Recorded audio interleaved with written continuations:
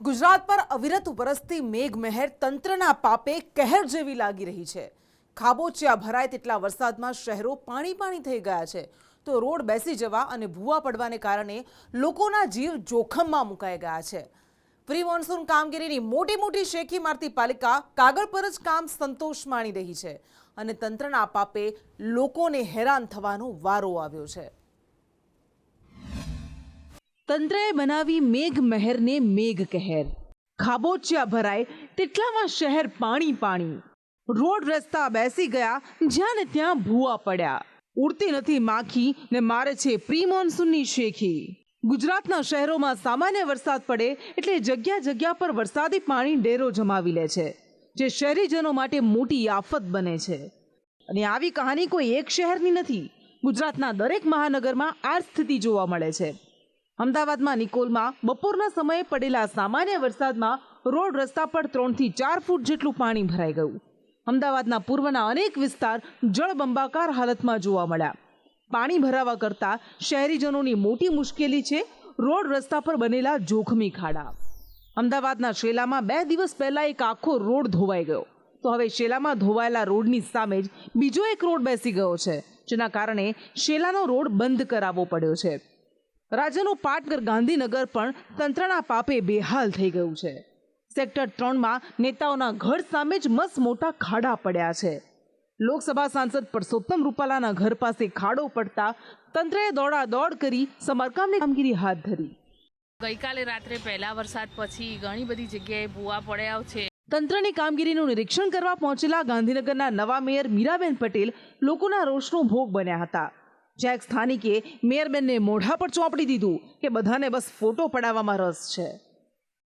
એક જૂની કહેવત છે ને કે હાથના કર્યા હૈયે વાગ્યા, બસ એમ જ ગાંધીનગરમાં ખાડા પૂરવા નીકળેલું ડમ્પર જ ખાડામાં ફસાઈ પડ્યું હતું। તો સંસ્કારી નગરી કહેવાતી વડોદરા પણ હવે ભૂવા નગરી તરીકે ઓળખાઈ રહી છે। શહેરના જૂની છાણી રોડ પર મસ્ત મોટો ભૂવો પડતા સ્થાનિકોમાં રોષ જોવા મળી રહ્યો છે।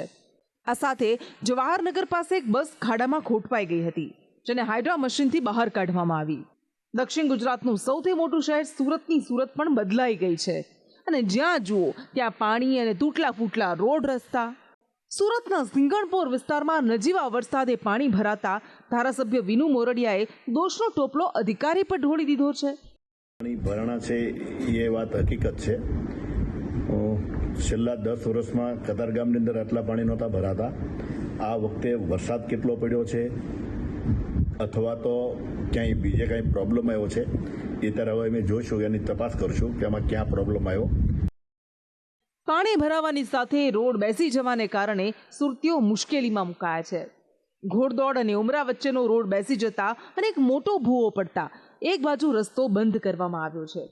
આ સાથે શહેરીજનો માટે મોટી મુશ્કેલી વૃક્ષોનું ધરાશાયી થવું પણ છે।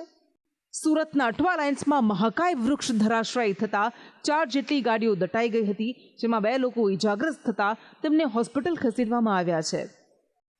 સુરતની સાથે વડોદરા, ભાવનગર અને જૂનાગઢમાં વૃક્ષો ધરાશાયી થવાની ઘટનાઓ બની હતી। હાલ તો તંત્રના પાપે સામાન્ય વરસાદ પણ લોકો માટે મુશ્કેલી બની ગયો છે। સ્ટેટ ડિઝાસ્ટર મેનેજમેન્ટ તરફથી સવારે મળેલી માહિતી મુજબ રાજ્યમાં 30 રસ્તાઓ વાહન વ્યવહાર માટે બંધ કરાયા। 2 સ્ટેટ હાઈવે, 26 પંચાયત હસ્તકના રસ્તાઓ બંધ કરાયા। સુરતમાં પંચાયત હસ્તકના 9 રસ્તાઓ બંધ કરાયા। ગુજરાતના શહેરોમાં વાહન ચલાવવાનો પણ ડર લાગે છે। રોડ રસ્તા પર પાણી ભરાતા સમજાતું નથી કે ક્યાં ખાડો હશે ને ક્યાં રસ્તો। આ બધું પાપી તંત્રની દેન છે। ગુજરાતના મહાનગરોની આવી હાલત જોતા સ્પષ્ટ થાય છે કે તંત્રની પ્રી મોન્સૂનની કામગીરી એ શેખી સિવાય બીજું કશું જ નથી। બ્યુરો રિપોર્ટ, સંદેશ ન્યૂઝ।